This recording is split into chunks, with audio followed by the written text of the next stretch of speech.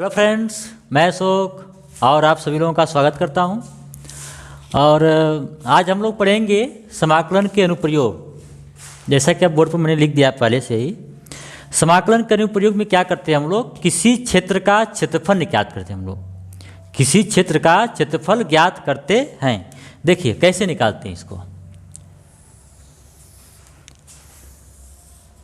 ये हो गया x अक्ष और ये हो गया y अक्ष। ये हो गया हमारा वक्र। यह है हमारा वक्र। वक्र का जो समीकरण होगा y बराबर एफ ऑफ x होगा। वक्र का समीकरण एक लाइन हम यहाँ से खींचते हैं और एक लाइन हम यहाँ से खींचते हैं। इस लाइन ने x अक्ष को काटा है a दूरी पर, ये मूल बिंदु आपका, और इस लाइन ने x अक्ष को काटा है b दूरी पर। ठीक है, तो ऐसे में इस लाइन ने x अक्ष को काटा a दूरी पर, तो इसका जो समीकरण होगा x बराबर a, और इस लाइन ने x अक्ष को काटा है b दूरी पर, तो इसका जो समीकरण होगा x बराबर b। अब ये जो क्षेत्रफल है, ये जो क्षेत्र है हमारा चारों तरफ से घिरा हुआ है, इसी क्षेत्र का मुझे निकालना है क्षेत्रफल। ऊपर से वक्र के द्वारा घिरा हुआ है, नीचे से x अक्ष के द्वारा घिरा हुआ है और इन लाइनों के द्वारा घिरा हुआ है। तो ये हो गया हमारा, ये जो क्षेत्र है x बराबर a से स्टार्ट हुआ है और x बराबर b पर ख़त्म हुआ है।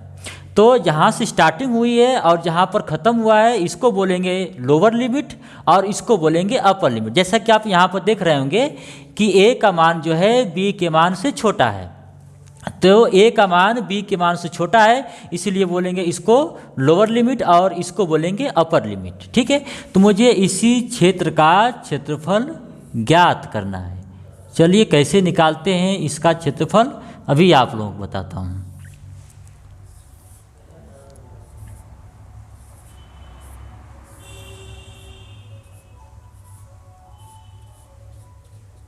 मुझे इसी का क्षेत्रफल निकालना है।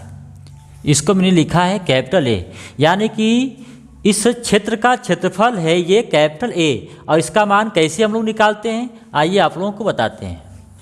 कैपिटल A बराबर, इसको लिखेंगे हम लोग लोअर लिमिट और ये हो जाएगा अपर लिमिट, मतलब कि A से B, लोअर लिमिट से अपर लिमिट हो जाएगा। ठीक है, और ये जो लिमिट है वो x की लिमिट है। किसकी लिमिट है? ये x की लिमिट है, इसलिए लिखेंगे हम लोग यहाँ पर dx। ये जो लिमिट है वो x की लिमिट है, इसलिए इसके लिए हम लोग लिखेंगे यहाँ पर dx, और इसके जस्ट अपोजिट लिखेंगे हम लोग यहाँ पर y। अगर मैं यहाँ पर लिखता dy तो मैं यहाँ पर इसके अपोजिट में लिखता x। अगर ये dx है तो यहाँ पर y होगा, अगर ये dy है तो यहाँ पर x होगा। ठीक है, और जैसा कि आप यहाँ पर देख रहे हैं कि वक्र का जो समीकरण है y बराबर एफ ऑफ x, तो y का मान रखूँगा यहाँ पर, y का मान रखेंगे हम लोग ये लोअर लिमिट a से b, और y का मान कितना है एफ ऑफ x, तो ये हो जाएगा एफ ऑफ x और ये dx। तो यहाँ से हम लोग जो है इस क्षेत्र का क्षेत्रफल निकाल लेंगे। ठीक है, और एक चीज़ मैं यहाँ पर ये बता दूँ कि ये जो क्षेत्र है वो x अक्ष के अबाउट सिमेट्रिकल है, मतलब कि ये जो है x अक्ष के अनुदिश है, और यही क्षेत्रफल जो है y अक्ष के भी अनुदिश आता है। तो x अक्ष के अनुदिश आएगा ये क्षेत्र हमारा, तो x की लिमिट होंगी। अगर ये क्षेत्र हमारा y अक्ष के अनुदिश आएगा तो ये y की लिमिट होंगी। ठीक है, चलिए देखते हैं आप लोगों को। ये इसको एक बार बनाते हैं y अक्ष के अबाउट।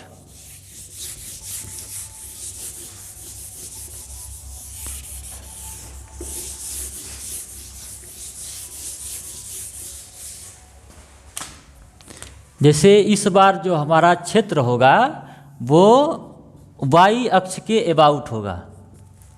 ये देखिए ये हमारा क्षेत्र है।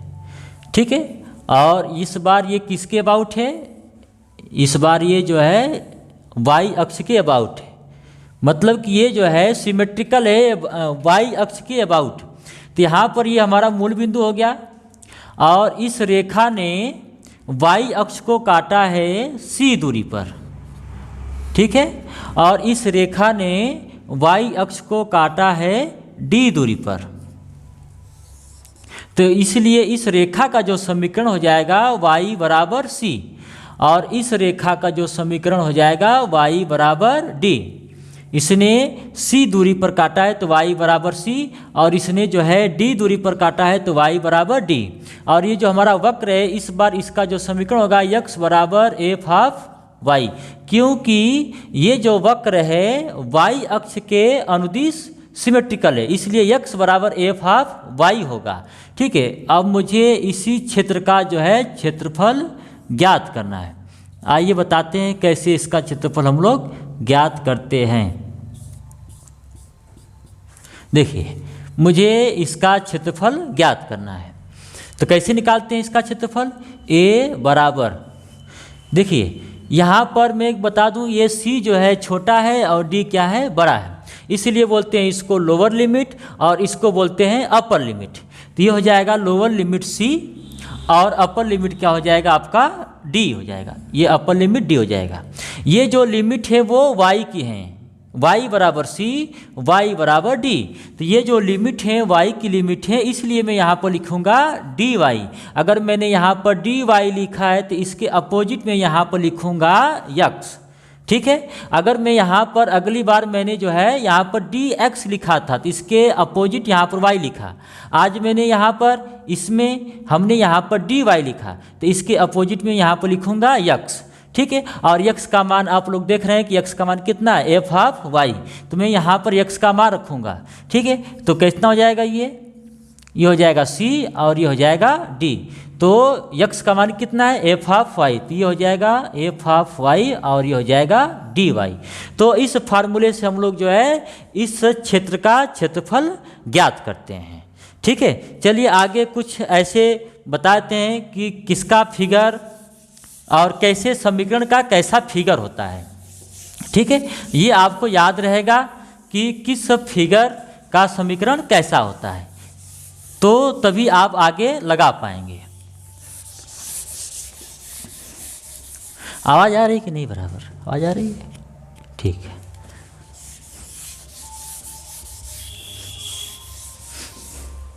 देखिए, एक यहाँ पर होता है वृत्त, और इस वृत्त का जो केंद्र होता है मूल बिंदु होता है। इस वृत्त का केंद्र है क्या, मूल बिंदु, और इसकी जो त्रिज्या है वो r है।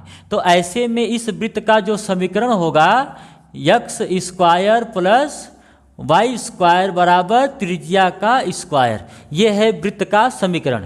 ये उस वृत्त का समीकरण है जिसका केंद्र होता है मूल बिंदु 0,0 और उसकी त्रिज्या कितनी है, r। तो ऐसे में इस वृत्त का जो समीकरण होगा x square plus y square बराबर r का स्क्वायर, ये हमारा वृत्त हो गया। और एक होता है हमारा दीर्घ वृत्त। वो दीर्घ वृत्त क्या होता है उसको देखिए, ये है हमारा दीर्घ वृत्त। ये हमारा a दूरी हो गया और ये हमारा होगा b दूरी।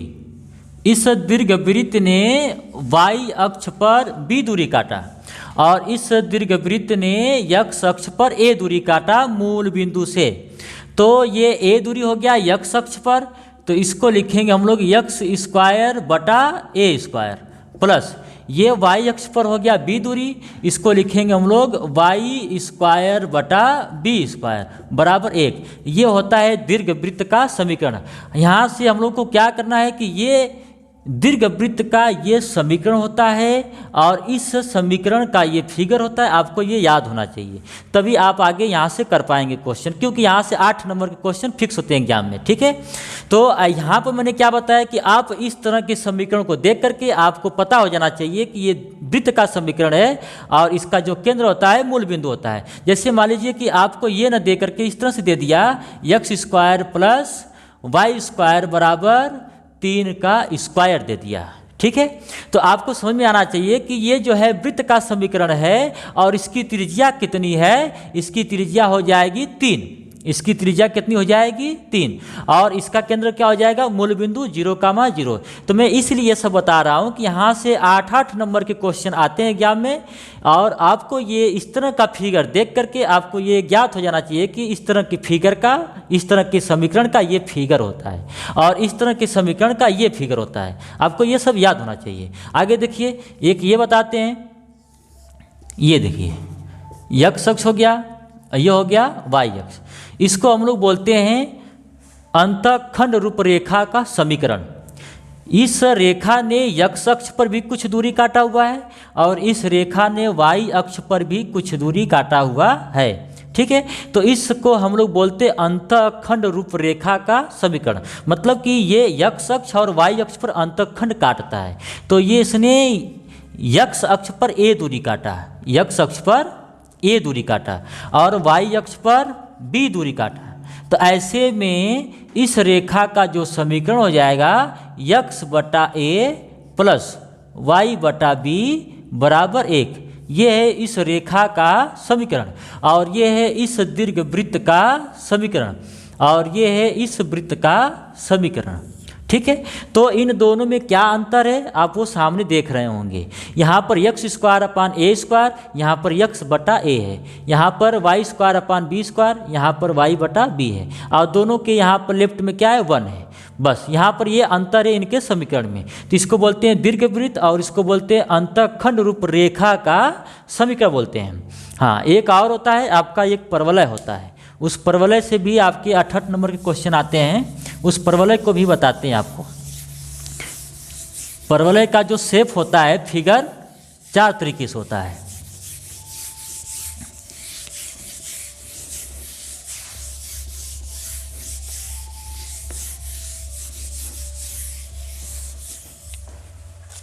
देखिए, ये मैं बता रहा हूँ आपको परवलय, ये है आपका परवलय। ठीक है, परवलय जो है ये x अक्ष की धन दिशा में है और यही परवलय जो है आपका x अक्ष की ऋण दिशा में। ये परवलय आपका x अक्ष की ऋण दिशा में है और ये देखिए x अक्ष की ऋण दिशा में ये परवलय है और ये परवलय जो है x अक्ष की धन दिशा में है। तो इस तरह से इस परवलय का जो समीकरण होता है y स्क्वायर बराबर 4ax होता है। इस परवलय का समीकरण क्या होगा, y स्क्वायर बराबर 4ax होगा और इस परवलय का जो समीकरण होगा ये y स्क्वायर बराबर -4ax होगा। ये जो परवलय है x अक्ष की ऋण दिशा में है और ये जो परवलय है x अक्ष की धन दिशा में, इसलिए यहाँ पर प्लस है और इसलिए यहाँ पर क्या है माइनस है। ये परवलय y अक्ष पर भी होता है। ये देखिए, ये परवलय हो गया आपका y अक्ष के पर, y अक्ष की धन दिशा में है और ये जो परवलय है y अक्ष की ऋण दिशा में है। तो ऐसे में इसका समीकरण क्या होता है, देखिए अगर ये x अक्ष पर है, ये x अक्ष के अबाउट है, तो ये अगर ये x अक्ष पर है तो y की स्क्वायर से स्टार्ट हो रहा है। अगर ये y अक्ष पर जाएगा तो ये x स्क्वायर से स्टार्ट होगा, x स्क्वायर बराबर 4ay।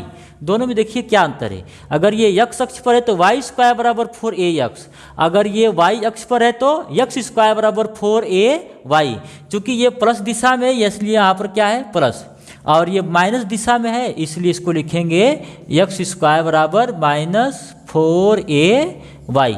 ये चारों तरह का इसका फिगर है परवलय का, आप इसको देख सकते हैं कि ये x अक्ष की ऋण दिशा में है और ये x अक्ष की धन दिशा में है, ये y अक्ष की धन दिशा में है और ये y अक्ष की ऋण दिशा में है। तो इस तरह से होता है। आपको कभी भी ज्ञान में इस तरह का फिगर मिल गया तो आपको याद रखना है कि इस तरह के चित्र का या इस तरह के समीकरण का कैसा फिगर होता है। ठीक है, अगर आपको ज्ञान में ये मिल गया तो आपको ये फिगर बनाना होगा, ये मिलेगा तो ये फिगर बनाना होगा, ये मिलेगा तो ये फिगर बनाना होगा, आपको ये फिगर तैयार रखना है। ठीक है, कमी